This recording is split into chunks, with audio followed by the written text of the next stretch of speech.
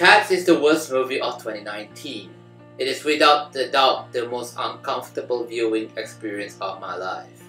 I am not a fan of musicals, but I don't hate them. I've actually seen Cats when it first came to Singapore's Kallang Theatre in the 90s as a kid, and as a kid it was also a nightmare, though not as nightmarish as the film I've seen in 2019. While I was scared to death as a kid looking at actors doing cat noises dressing up as cats, I always have a soft spot for its music. Memory has become a defining hit for musical songs, and you'll have Memory playing in the radio. Memory was the let it go of the 80s and 90s. So far to say that Cats gave me trauma as a kid, at least I have good memories, no pun intended. I can't say the same thing for the movie adaptation of Cats. You see, the problem lies with the director, Tom Hooper. Hooper is known for The King's Speech and Les Miserables, both movies having earned its cast and crew Oscars, including a Best Director's Oscar for Tom Hooper in The King's Speech. Personally, I don't think that Tom Hooper deserved the Oscar, especially with many bizarre directing decisions in the film. Les Miserables is an adaptation of the musical that tries to maintain the feel of the musical, but is filled with dissonant filmmaking decisions that breaks the musical's intention. But one thing that Tom Hooper is good at is giving actors their Oscar-defining roles. Colin Firth won an Oscar for The King's Speech, Anne Hathaway won for Les Miserables, and Alice Vikander won for The Danish Girl.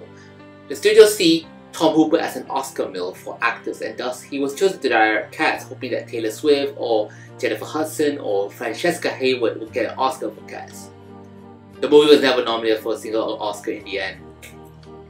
Where to start? Oh yeah, Cats has no plot.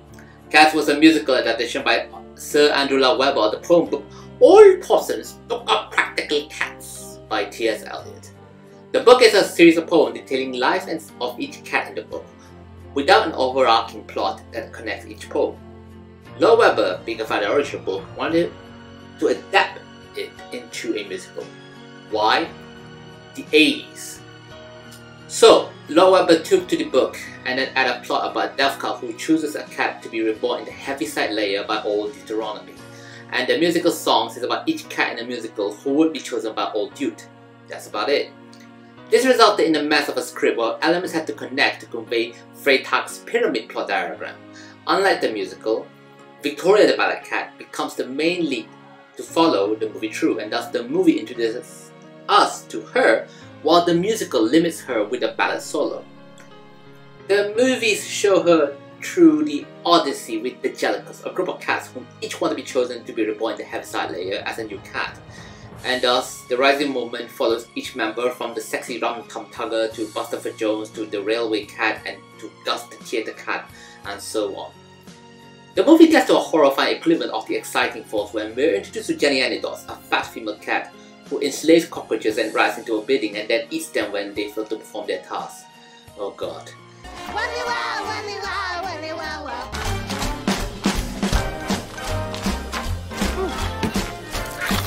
In the musical, the climax is usually the big number song that defines the musical's popularity. In Cats, the climax usually involves Grisabella, the unpopular cat singing Memory. In the film, the climax is accurate to the original musical involving Jennifer Hudson as Grisabella singing Memory. However, Tom Hooper forgot that he's directing a musical, and thus there's also an clashing climax with the so-called Macavity. In the original musical, Macavity was just the average bad cat, but in the film, they gave him a larger role as someone who sabotaged other cats' plans to enter the Heaviside Layer. This resulted in an audience losing interest, and they have to juggle between either the plight of the Grisabella or the nefarious plots of Macavity. And as the movie ended with Grisabella being chosen for the Heaviside Layer, the movie not only had one, but three endings, all stacked together. One with Grisabella and the air balloon, one where the cats sing their final song, and Old Deuteronomy giving us a 5-minute monologue song about how cats are not dogs. You've heard of several kinds of cat, and my opinion now is that you should need no interpreter to understand our character. You've learnt enough to take the view that cats are very much... So why was Cats adapted into a movie? Because it's a property that makes a lot of money. And a director can make money alongside cats that can bring money, and you expect money. Oh wait. The second problem with Cats is the CGI. The CGI is terrible. Let's be honest. But why? Well, the VFX team were given 7 months to put animation to hundreds or thousands to give them cats furs and shit. They don't look right. And a lot of people have been attributing this to the Uncanny Valley. I'm getting some Uncanny Valley for sure. All of their faces are covered in fur. Yeah. The entirety of their cheekbones and cheeks, it's all covered in fur, and yet it still retains a very human face-like quality. A film like Cats would need to take at least 3 to 5 years for them to have the perfect CGI on every character to resemble the musical's characters at best. Universal rushed it up for a holiday release because the contract with director Tom Hooper demanded a Christmas release with an Oscar campaign.